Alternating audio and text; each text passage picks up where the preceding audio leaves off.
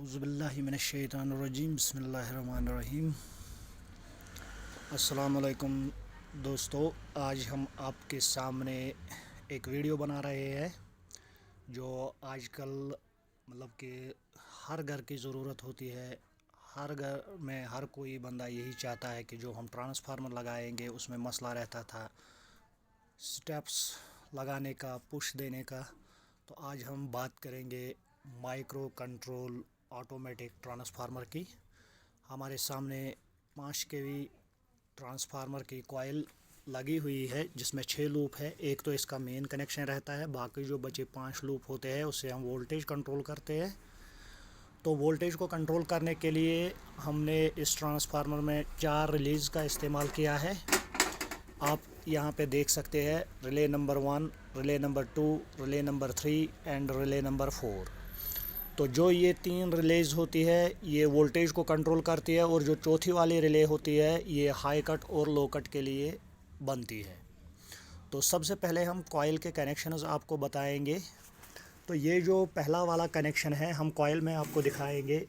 ये जो इसका पहला कनेक्शन होता है ये मेन कॉमन का कनेक्शन होता है, जो सीधे हम कनेक्टर से इसको कनेक्ट करते हैं और इससे 3 लूप निकालते हैं। यहाँ पे 2 कनेक्टर में सीधे जाते हैं और एक मीटर के लिए जाता है।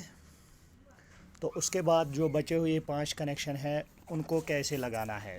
तो ये loop number 1, loop number 2, loop number 3, loop number 4 और लूप नंबर 5।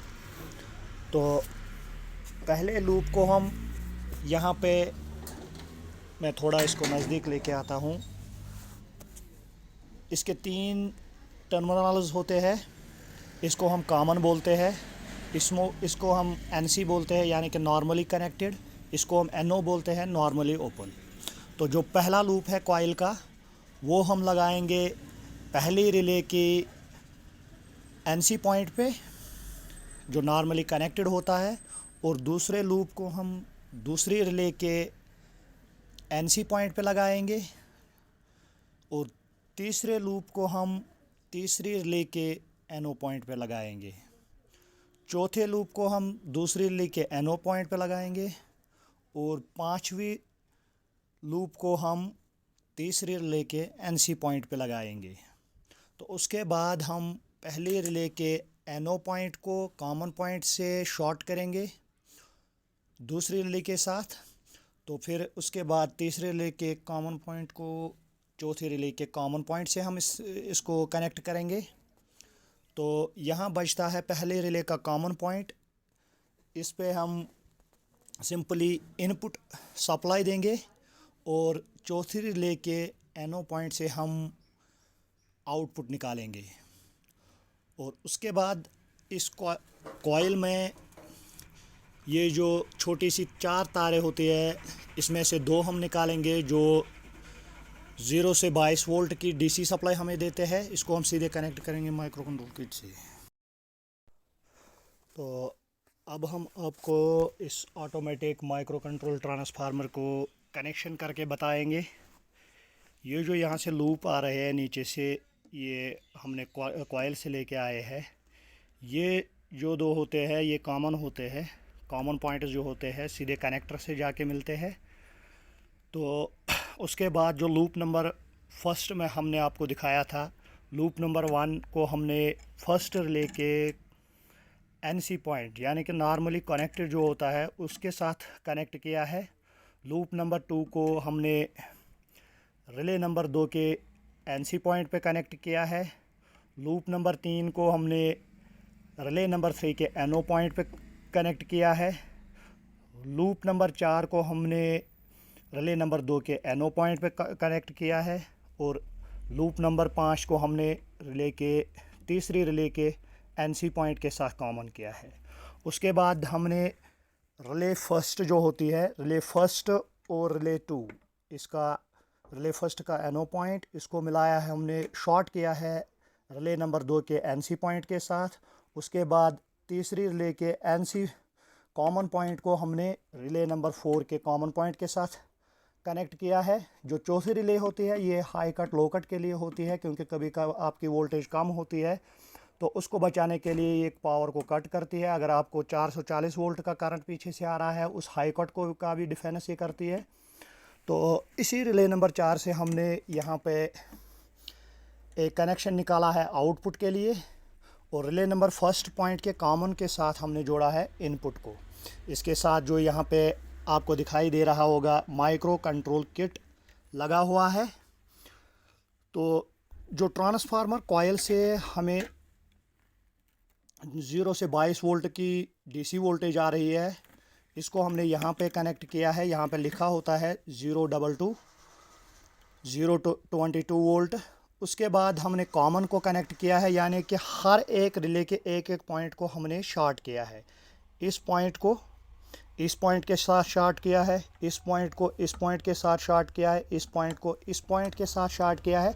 तो यहाँ से हमने कॉमन निकाला है। ये जो लाल वाला तार है ये हमने कॉमन निकाला है, और ये सीधे जाके माइक्रो कंट्रोल किट पे कनेक्ट किया है, वहाँ पे कॉमन लिखा होता है। उसके बाद जो ये 4 रिलेज होती है, एक कनेक्शन रिले नंबर 1 से यहाँ निकलेगा, दूसरे रिले का यहाँ से निकलेगा, तीसरे रिले का यहाँ से निकलेगा, और चौथी रिले का यहाँ से निकलेगा। तो इनको एक एक करके 4 पॉइंट्स में यहाँ पे माइक्रो कंट्रोल किट में कनेक्ट करना पड़ता है। उसके बाद बचती है फ्रंट पैनल। फ्रंट पैनल में हमने इसको यहाँ पे एक स्विच लगाया है जो आउटपुट वोल्टेज और इनपुट वोल्टेज के लिए इस्तेमाल किया जाएगा। यहाँ पे एक इंडिकेटर लगता है, लेकिन हमने इस मैनुअल इंडिकेटर के बजाय हमने यहाँ पे डिजिटल इंडिकेटर का इस्तेमाल किया है, और यहाँ पे डिजिटल मीटर का इस्तेमाल किया है। अब हम आपको इसके साथ सप्लाई जोड़ के दिखाएंगे। तो ये हमने इसको सप्लाई दे दी है। तो यहाँ पे जो इनपुट आ रहा है, जो मेन इंडिकेटर की जगह हमने डिजिटल पैनल इंडिकेटर का इस्तेमाल किया है, 131 का वोल्टेज आ रहा है। अभी यहाँ पे आउटपुट पे कोई कुछ नहीं दिखा रहा है, क्योंकि इसमें टाइम डिले रिले होती है। तो इसमें टाइमिंग होती है, जब तक ये वोल्टेज को रीड ना करे, तकरीबन 1 मिनट और 20 सेकंड के बाद ये आउटपुट को छोड़ देगा। क्योंकि जो हमें आउटपुट मिलेगा उसके लिए हमें 1 मिनट 20 सेकंड वेट करना पड़ता है। तो यहाँ पे जो हमने ये स्विच का इस्तेमाल किया है, यहाँ पे हम डिजिटल मीटर पे देख सकते हैं। यहाँ पे भी जो इनपुट वोल्टेज है 129, 129, 129, 130। तो यहाँ पे थोड़ी बहुत वेरिएशन तो होती रहती है डिजिटल इंडिकेटर्स और डिजिटल मीटर में। 1-2 वोल्ट यहाँ पे डिफरेंस ये दिखाता है, तो ये कोई मसला नहीं है। तो पीछे की जो पैनल है यहाँ पे हमने कनेक्टर लगाया है 60 एम्पियर का, इनपुट और आउटपुट लेने के लिए। तो अभी हम वेट कर रहे हैं। तो यहाँ पे जो ही मतलब कि आउटपुट रिले, जो टाइम डिले रिले होती है, जब वो फंक्शन करेगी 1.25 मिनट के बाद, तो यहाँ पे आपको वोल्टेज दिखाई देगा। कि अगर हम इस ऑटोमेटिक स्टेबलाइज़र को 133 की वोल्टेज देते हैं, तो यहाँ पे देखिए आउटपुट हमें मिला है।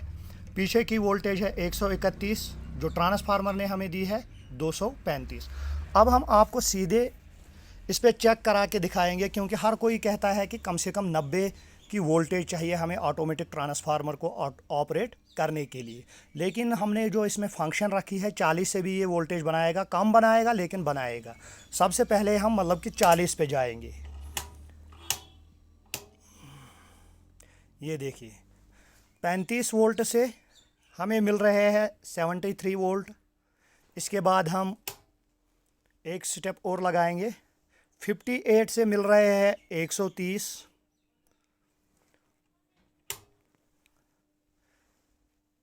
83 वोल्ट्स जो पीछे की सप्लाई हमें मिल रही है। ये हमने यहाँ पे अप डाउन ट्रांसफार्मर का इस्तेमाल किया है वोल्टेज देने के लिए, क्योंकि वोल्टेज वेरिएशन होती रहती है इसमें। तो जब हमें 85 का वोल्टेज पीछे से मिलेगा, तो आगे से 187 ट्रांसफार्मर आउटपुट देगा। उसके बाद 85 के बाद हमने पहुंचा दिया है इसको 111 पर, 246, 129 पे 238, 161 से 243, 185 से 233, 219 से 228,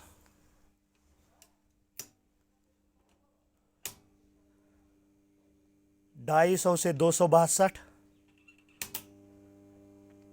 288 से 245। जो ही हम इसके बाद जाएंगे तो ये हाई कट करेगा। अब 333 आउटपुट मीटर बंद हो गया, यानी कि इसने हाई कट किया है। अगर ओवर वोल्टेज पीछे से आ रही है तो ट्रांसफार्मर आपको सेफ्टी देता है, ये आगे मतलब कि लाइट को नहीं भेजेगा, ये कट करता है। तो ये खुसूसियत रहती है माइक्रो कंट्रोल किट लगाने की। तो यहाँ पे जब भी आप ट्रांसफार्मर बनाओगे तो यहाँ पे आपको एक पॉइंट दिखाई देगा जिसको हम एडजस्टमेंट कहते हैं। यहाँ पे आप एडजस्टमेंट वेरिएशन कर सकते हैं, क्योंकि अगर आपको 80 वोल्ट पे 90 मिल रहा है तो वेरिएशन आ रही है को वोल्टेज में, तो यहाँ पे इसको दाएं बाएं घुमा के आप इसको चेंज कर सकते हैं। तो रीसेट ये यहीं से होता है। तो हमारी चैनल पे अगर आपको ये वीडियो अच्छी लगी है तो कमेंट ज़रूर करिएगा और शेयर ज़रूर करिएगा, क्योंकि इस नॉलेज से अगर आप इस ट्रांसफार्मर को बना सकते हैं तो हम आपके लिए लास्ट में आपको मतलब कि होता है कोई किसी को समझ में नहीं आता है कि कनेक्शन हम कैसे करेंगे, तो लास्ट में आपको इसका डायग्राम भी मैं दिखाऊंगा जो मैंने पेपर पे बनाया है। इस डायग्राम को आप आराम से देख सकते हैं। ये देखिए, ये जो हमने यहाँ पे दिखाया है लाल वाला, तो ये कॉइल हमने बनाई है। सबसे पहले जो कॉइल का पहला कनेक्शन होता है वो कॉमन का होता है, न्यूट्रल का होता है। यहाँ से हम 3 कनेक्शन निकालते हैं, 2 सीधे कनेक्टर पे जाते हैं। ये जो 2 लाइनें हमने लगाई है यहाँ पे 1 और 2, तो एक कनेक्शन सीधे आके मिलता है एक इंडिकेटर के साथ और वोल्टेज मीटर के साथ, क्योंकि न्यूट्रल का कनेक्शन हमें यहाँ पे भी चाहिए। तो इसके बाद हमने यहाँ से ये जो ब्लैक वाला यहाँ पे हमने लिखा भी है, लूप नंबर 1 को निकाला है, रिले नंबर 1 के एनसी पॉइंट पे इसको मिलाया है। दूसरा लूप जो निकल रहा है इसको हमने दूसरी रिले के एनसी पॉइंट पे मिलाया है। उसके बाद थर्ड लूप जो है इसको हमने थर्ड रिले के एनओ पॉइंट के साथ मिलाया है। चौथे लूप को हमने यहाँ से दूसरी रिले के एनओ पॉइंट पे मिलाया है। फिर फिफ्थ लूप को हमने थर्ड रिले के एनसी पॉइंट पे मिलाया हुआ है। तो उसके बाद हमने इस एनओ पॉइंट को, फर्स्ट रिले के एनओ पॉइंट को यहाँ से लेके कॉमन के साथ शॉर्ट किया है। दूसरी रिले के कॉमन को हमने यहाँ से चौथी रिले के कॉमन के साथ कनेक्ट किया है। तो उसके बाद बचता है हमारा यहाँ फर्स्ट 3 रिलेज में फर्स्ट रिले का कॉमन पॉइंट। यहाँ से हमने एक वायर जो इनपुट के लिए ली है, इनपुट कनेक्टर पे लिया है। जो इनपुट हमें मिल रहा है वो यहाँ से हमने फर्स्ट रिले के कॉमन पॉइंट के साथ कनेक्ट किया है, और ये ही इनपुट सीधे यहाँ जो हमने स्विच लगाया है 3 वे, इसके साथ भी मिल रहा है। तो यहाँ से हमने इस इंडिकेटर के साथ भी मिलाया है, क्योंकि यहाँ पे हमें डायरेक्टली इनपुट वोल्टेज दिखाई दे। तो फोर्थ रिले जो बचती है उसका एनसी और एनओ पॉइंट बचता है। एनसी को छोड़ना पड़ता है, एनओ से हमें आउटपुट मिल रहा है। जो ट्रांसफार्मर आउटपुट देता है वो फोर्थ रिले के एनओ पॉइंट से हमें मिलता है। तो यहाँ पे हमने एक माइक्रो कंट्रोल किट को लगाया हुआ है। ये जो रिले में कॉइल होती है उन कॉइल के 2-2 पॉइंट्स है। ये 2, इस फर्स्ट रिले के ये 2 पॉइंट्स, सेकंड रिले के ये 2, थर्ड रिले के ये 2, फोर्थ रिले के ये 2। तो एक एक पॉइंट को हमें शॉर्ट करना पड़ता है। इस पॉइंट को हमने इस पॉइंट के साथ शॉर्ट किया है, इस पॉइंट को हमने इस पॉइंट के साथ शॉर्ट किया है, इस पॉइंट को हमने इस पॉइंट के साथ शॉर्ट किया है। तो यहाँ से हमने एक वायर निकाला है जो कॉमन आता है हर एक रिले से, इसको हमने सीधे यहाँ कॉमन में डाल दिया है। माइक्रो कंट्रोल किट के कॉमन पॉइंट पे इसको कनेक्ट किया है। फिर हर एक रिले से एक एक तार निकलता है। रिले नंबर 1 का पहला लूप, फर्स्ट रिले मतलब कि यहाँ पे लिखा होता है 1 2 3 4, तो इनके साथ इनको एक एक करके जोड़ना पड़ता है। तो इस तरह से ये माइक्रो कंट्रोल ऑटोमेटिक ट्रांसफार्मर जो होता है ये वर्क करता है। तो अगर आपको और कुछ जानकारी चाहिए तो आप को जो डिस्क्रिप्शन में हमारा नंबर मिलेगा उस पर भी आप कांटेक्ट कर सकते हैं। ये हमें 200 से लेके 260 वोल्ट्स का वोल्टेज दे देगा। बाकी शुक्रिया।